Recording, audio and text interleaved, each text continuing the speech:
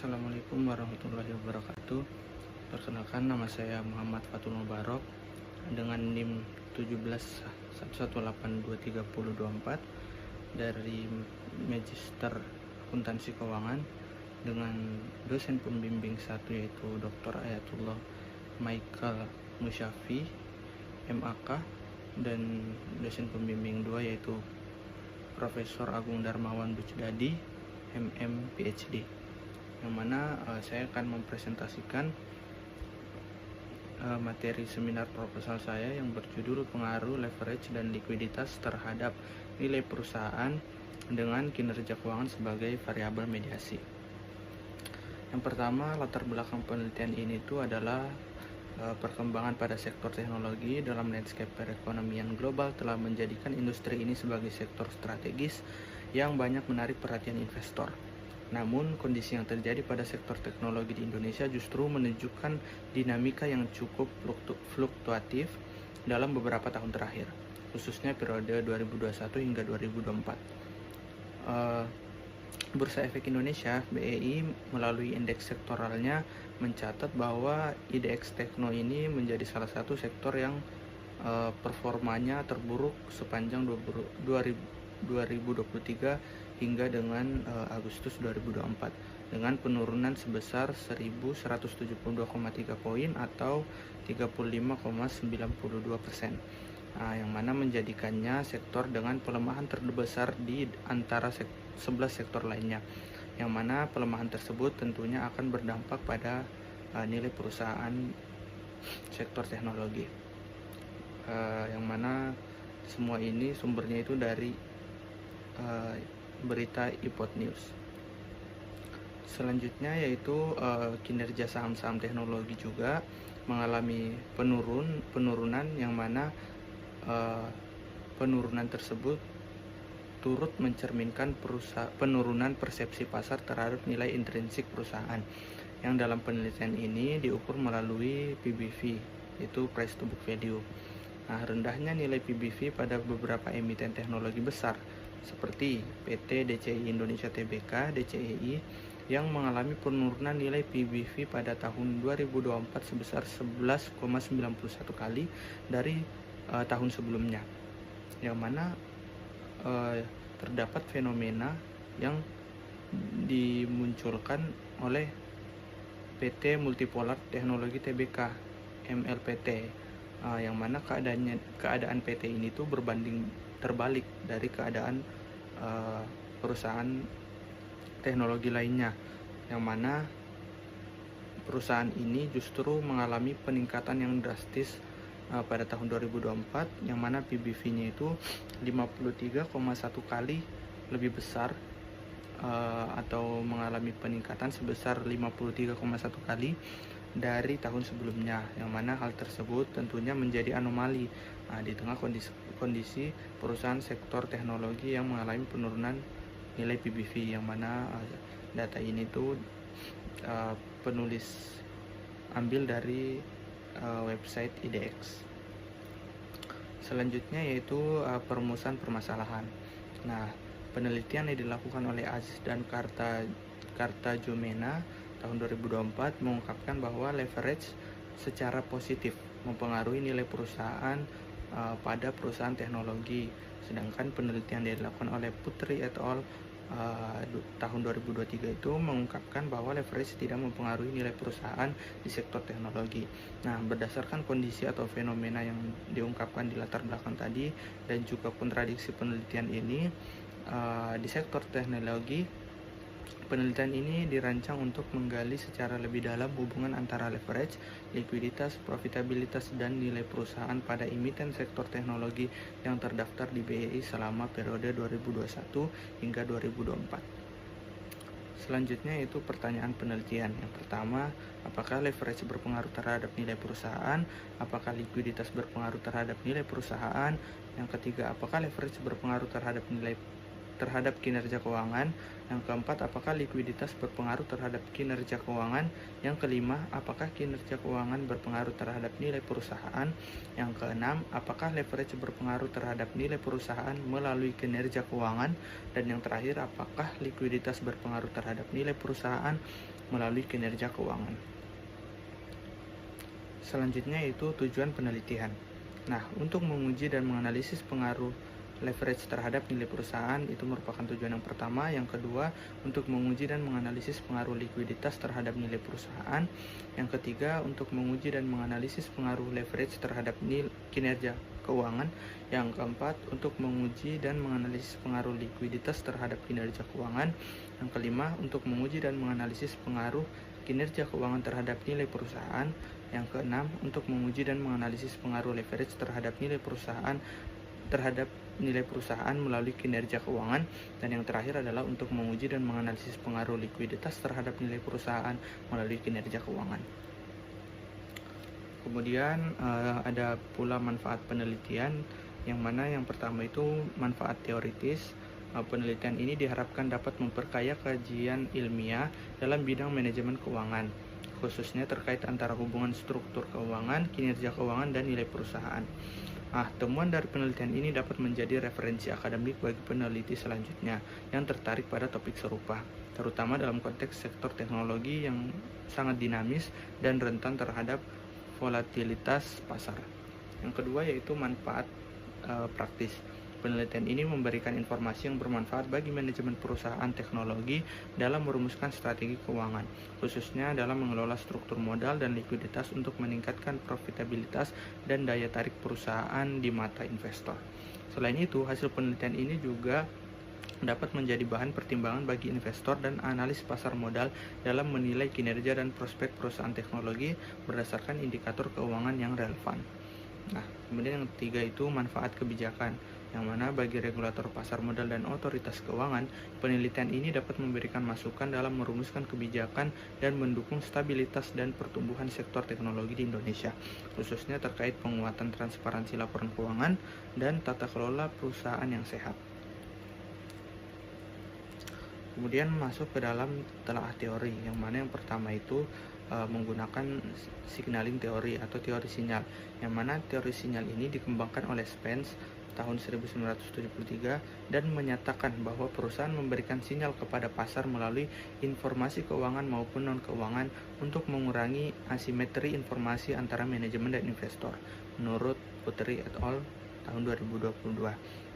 Teori sinyal ini menyatakan bahwa manajemen perusahaan memiliki akses terhadap informasi internal yang lebih mendalam mengenai kondisi perusahaan, dan mereka cenderung menyampaikan informasi tersebut kepada calon investor sebagai upaya untuk mendorong kenaikan harga saham perusahaan, menurut Putri et al. Tahun 2022 juga. Kemudian yang selanjutnya itu trade-off teori, yang mana trade-off teori ini yang diperkenalkan oleh Modigliani dan Miller pada tahun 1958 menyatakan bahwa terdapat titik optimal dalam penggunaan utang oleh perusahaan, di mana nilai perusahaan dapat dimaksimalkan melalui keseimbangan antara manfaat penghematan pajak dan risiko biaya kebangkrutan, menurut Anita et al. 2023. Dalam kerangka teori ini, setiap perusahaan diyakini memiliki struktur modal yang paling efisien. Ketika perusahaan menggunakan utang pada level yang ideal, mereka dapat mengambil keuntungan dari debt tax shield, yaitu pengurangan beban pajak melalui pengakuan bunga utang sebagai biaya operasional, sehingga menurunkan laba yang dikenakan pajak, menurut Anita et al. 2023. Selanjutnya yaitu nilai perusahaan.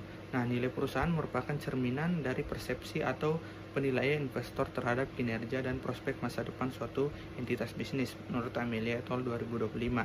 Sedangkan menurut Sari dan Ilmi tahun 2024, tujuan utama dari sebuah perusahaan adalah mengoptimalkan nilai perusahaannya yang umumnya tercermin melalui harga saham.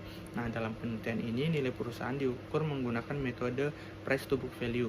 PBV dihitung dengan membandingkan harga pasar saham perusahaan dengan nilai bukunya atau book value per share. Alasan utama penggunaan PBV dalam penelitian ini adalah karena PBV memiliki relevansi tinggi dalam menilai perusahaan sektor teknologi yang cenderung tidak memiliki aset tetap yang besar, tetapi memiliki potensi pertumbuhan yang tinggi, menurut Brigham dan Houston tahun 2014. Sektor teknologi juga seringkali tidak menghasilkan laba bersih yang konsisten dalam jangka pendek karena tingginya biaya pengembangan dan investasi di awal, sehingga metode valuasi lain seperti price to earning ratio bisa menjadi kurang representatif. menurut Brigham dan Houston 2014. Di sisi lain, PBV tetap memberikan gambaran nilai pasar terhadap kekayaan bersih perusahaan bahkan ketika perusahaan belum mencetak laba bersih secara signifikan, menurut Brigham dan Houston 2014. Kemudian selanjutnya yaitu leverage. Nah, salah satu indikator utama untuk mengevaluasi sejauh mana aset perusahaan dibiayai melalui utang adalah rasio leverage.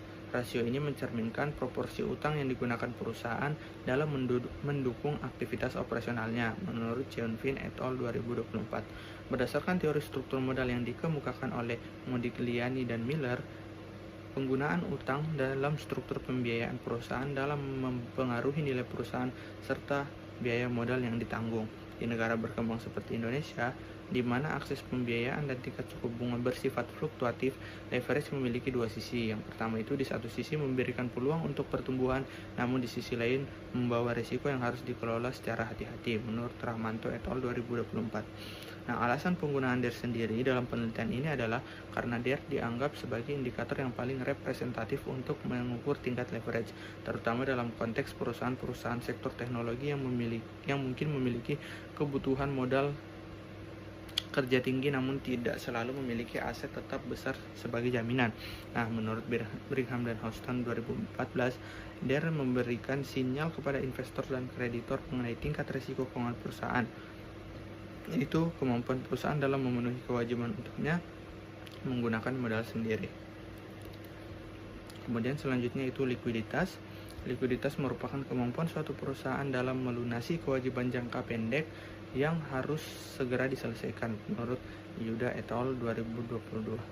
Nah, konsep likuiditas menggambarkan sejauh mana kinerja manajemen dalam mengelola modal kerja perusahaan yang berasal dari kewajiban jangka pendek serta saldo kas yang tersedia, menurut Artanti dan Rahmiati 2022. Nah, sedangkan menurut Kasmir dalam Sari dan Ilmi 2024 terdapat dua kemungkinan hasil dari penilaian rasio ini.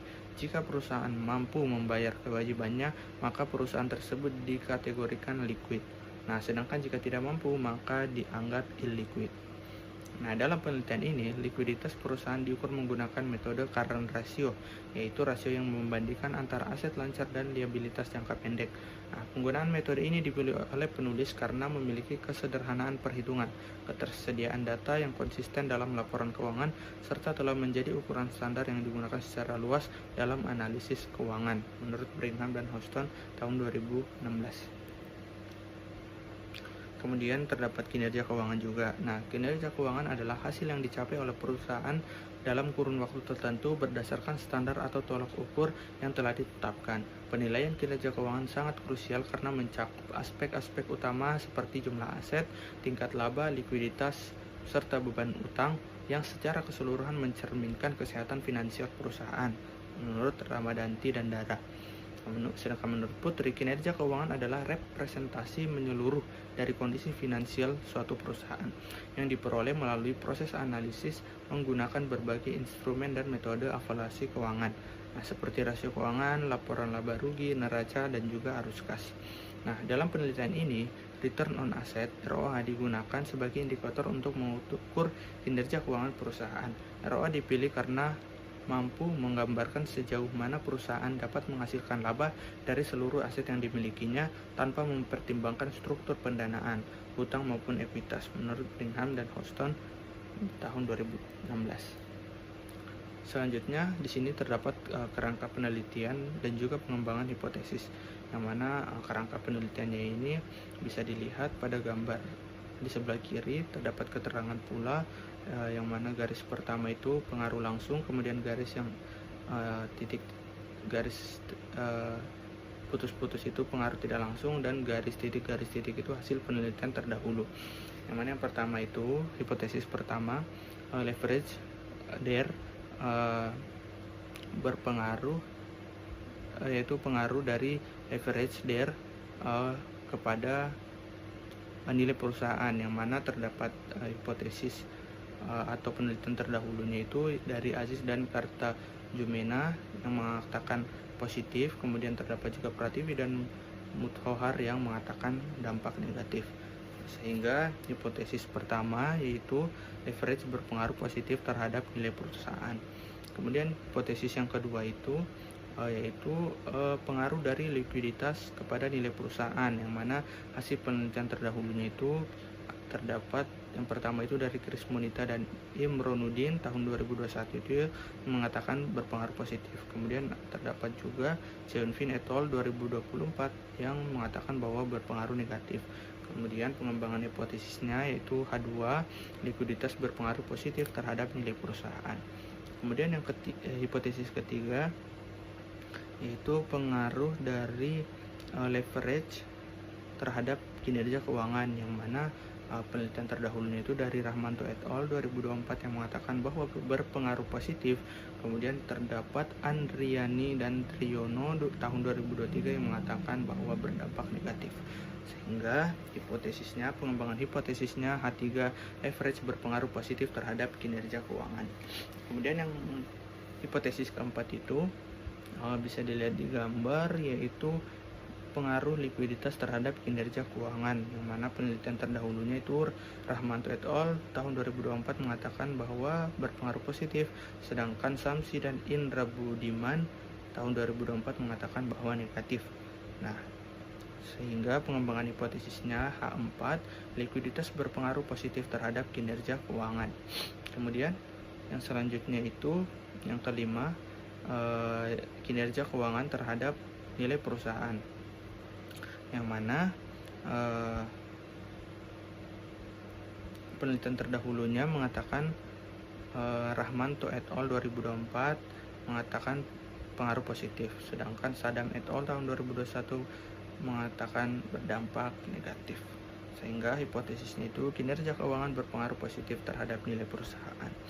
Kemudian yang hipotesis keenam itu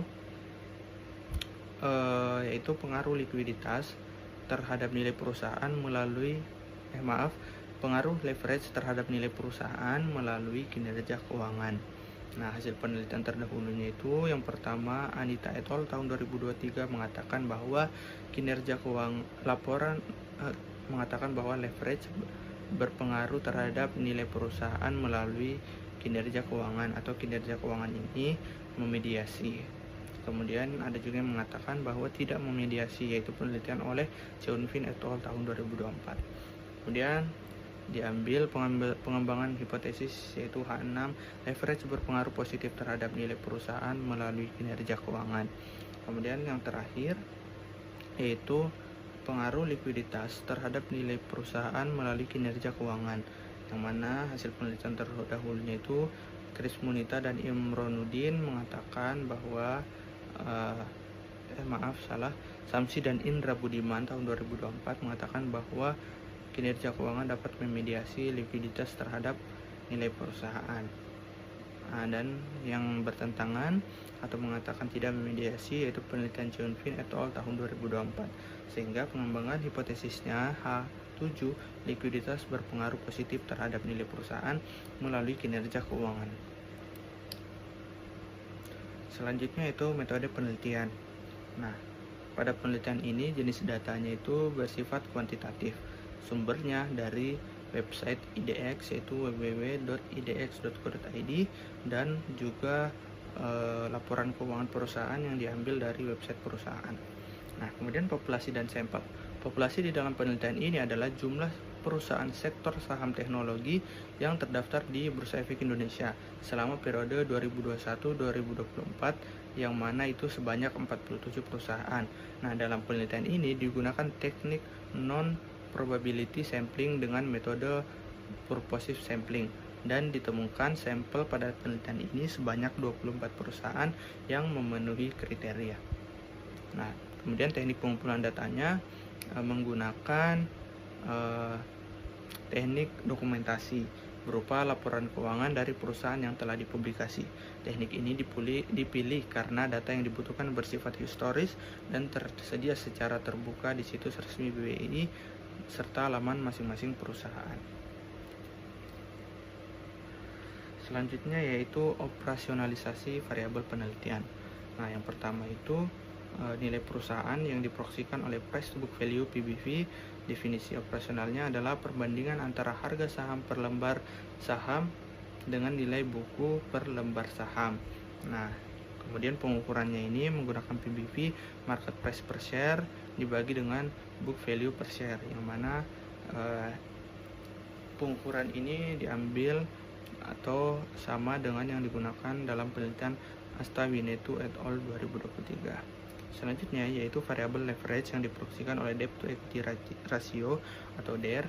Nah, definisinya rasio ini mencerminkan proporsi utang yang digunakan perusahaan dalam mendukung aktivitas operasionalnya. Pengukurannya DER yaitu total utang dibagi total ekuitas. Selanjutnya yaitu variable likuiditas yang diproyeksikan oleh current ratio, yang mana definisinya adalah kemampuan perusahaan membayar utang lancar dengan menggunakan aktiva lancar yang dimiliki. Nah, pengukurannya yaitu current ratio, yaitu current asset dibagi dengan current liabilities. Kemudian yang terakhir yaitu kinerja keuangan yang diproyeksikan oleh return on asset atau ROA, yang mana definisinya kemampuan perusahaan untuk mengelola asetnya demi memperoleh keuntungan. Nah, pengukurannya ROA, laba bersih dibagi dengan total aset. Selanjutnya itu teknik analisis data. Nah, penelitian ini memanfaatkan metode analisis partial least square PLS dengan bantuan perangkat lunak Smart PLS 4 sebagai alat pengolahan data. Nah, metode statistik ini dipilih karena memiliki keunggulan dalam menganalisis hubungan yang rumit antar variabel, termasuk di dalam pengaruh mediasi maupun moderasi, menurut Rahmanto et al. Nah, karena seluruh variabel dalam penelitian ini merupakan variabel laten yang diukur melalui sejumlah indikator, maka analisis hubungan antar variabel dilakukan menggunakan metode PLS melalui bantuan perangkat lunak Smart PLS menurut Novianti dan Wijaya. Nah, PLS sendiri merupakan salah satu teknik statistik multivariat yang bertujuan untuk menganalisis hubungan antara beberapa variabel independen dan variabel dependen secara simultan, menurut Abdillah dan Hartono tahun 2015. Metode ini sangat tepat digunakan ketika penelitian menghadapi kendala tertentu seperti ukuran sampel yang terbatas, keberadaan data yang tidak lengkap, atau adanya multikolinearitas dalam regresi berganda. PLS juga dimanfaatkan untuk menguji pengaruh variabel bebas terhadap variabel terikat sekaligus memberikan gambaran tentang hubungan teoritis yang terjadi di antara variabel-variabel tersebut. Pengujian model struktur equation modeling (SEM) berbasis varian dilakukan dengan dua jenis pendekatan, yaitu model pengukuran dan model struktural. Nah, pengujian validitas dan reliabilitas dilakukan pada model pengukuran, sedangkan pengujian hipotesis dilakukan melalui model struktural. Nah, selanjutnya model pengukuran atau outer model.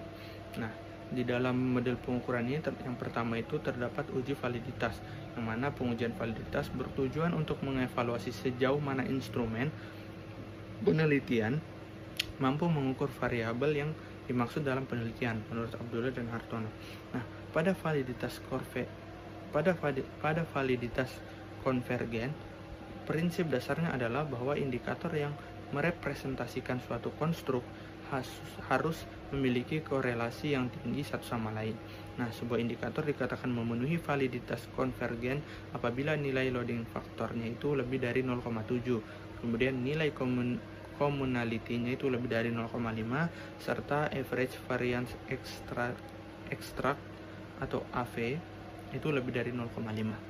Selanjutnya yaitu uji reliabilitas, yang mana dalam metode partial least square ini PLS terdapat dua pendekatan utama untuk menguji reliabilitas, yaitu Cronbach-Alpha yang digunakan untuk menilai batas minimum reliabilitas suatu konstruk, dan composite reliability yang mengukur reliabilitas aktual dari konstruk tersebut. Suatu konstruk dianggap memenuhi kriteria reliable apabila nilai Cronbach-Alpha-nya itu lebih dari 0,6 dan composite reliability-nya itu memiliki nilai di atas 0,7 menurut Abdillah dan Hartono tahun 2015. Kemudian yaitu yang selanjutnya model struktural atau inner model. Nah, evaluasi terhadap konstruk dependen dalam model struktural dilakukan melalui analisis nilai R kuadrat. Nah, sedangkan pengujian signifikansi antara konstruk dianalisis dengan melihat nilai koefisien jalur atau path coefficient atau nilai T statistik menurut Abdillah dan Hartono. Signifikansi tertentu signifikansi ditentukan berdasarkan nilai tes statistik, yaitu harus lebih dari 1,96 untuk uji dua arah atau two-tailed, dan lebih dari 1,64 untuk uji satu arah atau one-tailed dengan alfa 5%. Nah, kemudian uji mediasi. Pengujian mediasi bertujuan untuk mengetahui apakah variabel mediasi memiliki peran dalam menjembatani pengaruh antara variabel independen dan variabel dependen. Menurut Abdillah dan Hartono, dalam analisis ini, signifikansi mediasi dilihat melalui tabel total efek, karena efek mediasi mencakup baik pengaruh langsung maupun tidak langsung. Jika nilai tes statistik dalam tabel total efek itu lebih dari 1,96, maka hal ini menunjukkan bahwa variabel mediasi mampu menjadi mediator secara penuh dalam hubungan tersebut. Namun, terdapat aturan penting dalam uji mediasi, yakni efek mediasi dapat dianalisis apabila hubungan langsung antara variabel independen dan dependen terbukti signifikan. Jika hubungan langsung tersebut tidak signifikan, maka pengujian terhadap efek mediasi tidak dapat dilanjutkan. Menurut Abdillah dan Hartono. Kemudian yang selanjutnya itu Importance Performance Map Analysis atau IPMA.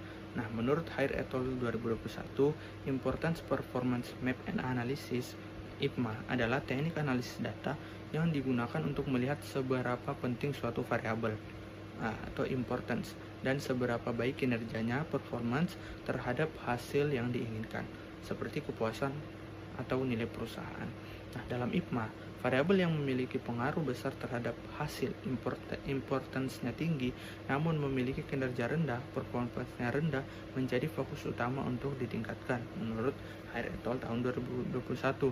Dengan demikian, IPMA membantu peneliti atau manajer dalam menentukan prioritas perbaikan yang paling berdampak. Metode ini biasanya diterapkan dalam analisis partial last square structure equation modeling atau sampai PLSM. Nah, dan hasilnya ditampilkan dalam bentuk grafik dua dimensi yang menunjukkan mana saja variabel yang harus menjadi perhatian utama menurut Hair et al. Dan Ringel et al. Dalam penelitiannya. Mungkin cukup sekian presentasi dari saya, kurang dan lebihnya mohon dimaafkan.